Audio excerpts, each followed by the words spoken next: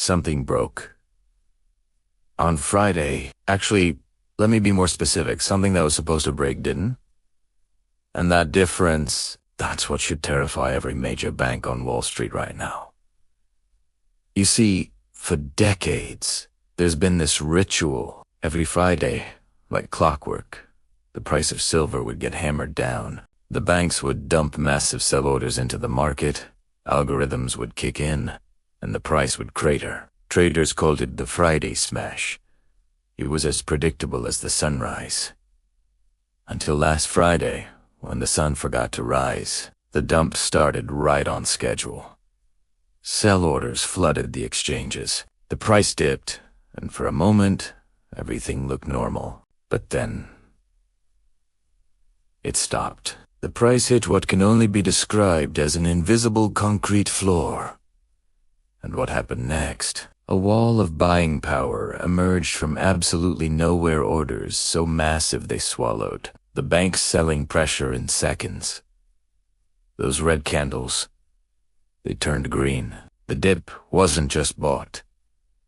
It was devoured with a ferocity the market has never seen before. By the closing bell, silver hadn't just recovered. It had smashed through the critical resistance level of $67. This wasn't a market fluctuation. This was a signal flare shot directly into the night sky, visible to everyone who knows how to read it. The Friday smash, the most reliable manipulation tool in modern financial history, has officially failed. And when your oldest, most trusted weapon stops working, that's when you know the beast is bleeding. To understand why this failure matters so much, you need to understand the position of the antagonist here, JP Morgan. Think about that for a moment. They're sitting on the largest silver hoard in the Western world, acting as its custodian. But here's the twisted part. They're also the primary suppressor of its price. How is that even possible? The answer is naked shorting. They sell contracts promising to deliver silver they don't actually possess. They're essentially betting the price will drop so they can buy those contracts back cheaper later. It's the ultimate game of musical chairs. Except the music's been playing for so long that everyone forgot it was supposed to stop. But when you're short millions of ounces and the price goes up instead of down, you enter what I can only describe as a mathematical death spiral. Every single dollar the price raises represents billions in losses for the short sellers. Yesterday's failure to push the price down means JP Morgan is now trapped in a corner, holding a bag of toxic debt that's expanding by the hour. They tried to bluff the market called their bluff, and raised the stakes. They're standing on the tracks now, and the train, it's not stopping. The markets are closed for the weekend, but the panic is already spreading through the private dealing rooms of London and Hong Kong. See, here's what makes Monday so dangerous. When the Asian markets open Sunday night, Monday morning in the East, there's a very high probability of what's called a gap up. This happens when there are literally zero sellers at the current price. The price doesn't crawl up incrementally. It teleports. We're talking about jumps from $67 to $70, then to $75 in the blink of an eye. For the banks holding short positions, this is the apocalypse. They'll be forced to issue margin calls, which means they have to deposit more cash to cover their losing bets. If they can't, the exchange automatically liquidates them, forcing them to buy silver at any price to close the position. Any price. Think about that. This creates what's called a short squeeze. We saw this with GameStop. We saw it with Volkswagen. But here's the crucial difference. This isn't a stock. This is a strategic metal. The squeeze in silver doesn't just hurt some hedge funds' portfolio. It breaks the global industrial supply chain. The failure of the Friday smash proves something profound.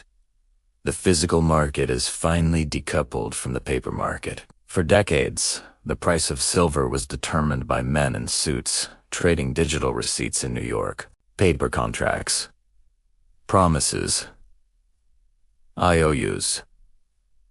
But yesterday, something shifted.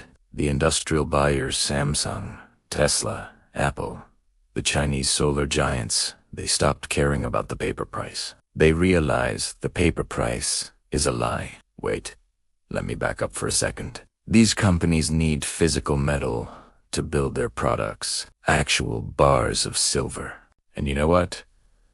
The physical vaults are empty. While JP Morgan was busy selling paper contracts, these industrial giants were standing for delivery. This is why the price didn't drop. You can print infinite paper contracts, but you cannot print 1,000-ounce bar of silver. The illusion of abundance has been shattered by the reality of scarcity. The paper market is trying to tell you silver is worth $67. The physical market is screaming that it's priceless because you simply cannot find it. While the West plays games with paper, the East is draining the board of actual metal. The Shanghai Gold Exchange has been trading silver at a significant premium over New York for months now. This price difference acts like a giant vacuum cleaner. And here's how it works. Every ounce of silver dug out of the ground in Mexico or Peru is bypassing New York and heading straight to China. Why? Because China pays more. Simple economics, right? But yesterday, the Shanghai buyers accelerated their purchases. They know the Western banks are vulnerable. They know JP Morgan is on the ropes. By aggressively buying the dip, China is effectively tightening the noose around the American financial system. They're forcing the default of Western exchanges. This isn't just a trade. This is economic warfare. China is cornering the market on the technology metal of the 21st century. And trust me, this matters. They're using the West's own corruption to do it. This matters. They're using the West's own corruption to do it. We actually have a blueprint for what happens next. Look at the nickel squeeze of March 2022 on the London Metal Exchange. A Chinese tycoon built a massive short position, betting the price would fall. The market turned against him. The price doubled in hours. He was facing billions in losses. What happened? The exchange simply turned off the machines. They canceled the trades. They changed the rules to save the too-big-to-fail insider. Don't be naive enough to think they won't try this with silver. As we approach Monday, the risk of a force majeure or trading halt is at an all-time high. The banks won't simply write a check for their losses. They'll try to flip the board over. But there's a difference this time. Nickel is used for stainless steel. Silver is money. If they break the silver market, they break the faith in the US dollar itself. They're trapped between hyperinflation and default, and there's no clean exit. Let's get technical for a moment, because the math here is both beautiful and terrifying. The reason the price could explode on Monday involves something called a gamma squeeze. This involves the options market. Speculators have bought massive amounts of call options, basically bets that the price will go up. The banks, acting as market makers, sold these options. Here's where it gets interesting. As the price rises towards $70, the banks are legally required to buy physical silver to hedge their risk. The higher the price goes, the more they have to buy. Their buying pushes the price higher, which forces them to buy even more. It's a positive feedback loop from hell. This Friday, they tried to smash the price specifically to avoid this gamma trap. They failed. Now they're entering the weekend knowing that come Monday, they'll be forced to become the biggest buyers in the market, driving the price against themselves. I mean, you can't make this stuff up. Markets aren't just math. They're psychology. For 12 years, silver investors have been battered. They've seen every rally smashed. They've been conditioned to sell on the spike, to take profits early, to never believe the breakout is real. But yesterday, the psychology shifted. The fear of missing out, FOMO, has finally overtaken the fear of loss. When a market stops reacting to bad news or manipulation, it's a sign of a trend change that cannot be stopped. The retail investors, the so-called apes, the sovereign wealth funds, they all smell blood in the water. They know the predator is wounded.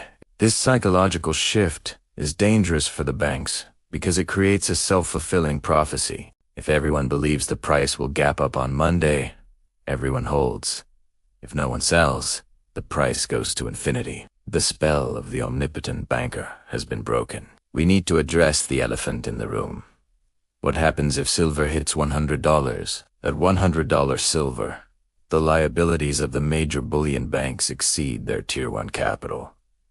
In plain English, they go broke. They will require a bailout from the Federal Reserve. This will require printing trillions of new dollars. This printing will cause more inflation, which will drive the price of silver even higher. It's the ultimate trap.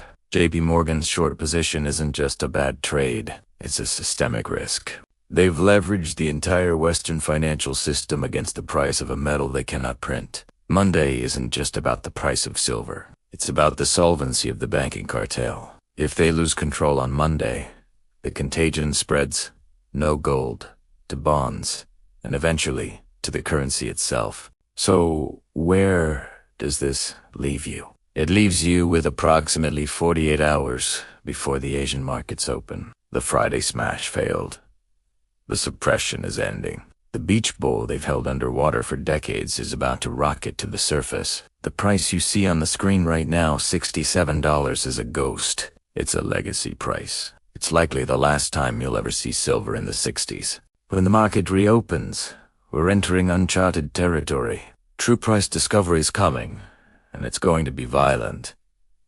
The Monday panic isn't a prediction. It's a mathematical certainty derived from the failure of the Friday intervention. The banks are out of ammunition.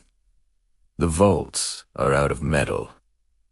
And time is out. If you're not holding the physical asset when the bell rings on Monday, you're merely a spectator to the greatest wealth transfer in modern financial history. The players have made their moves.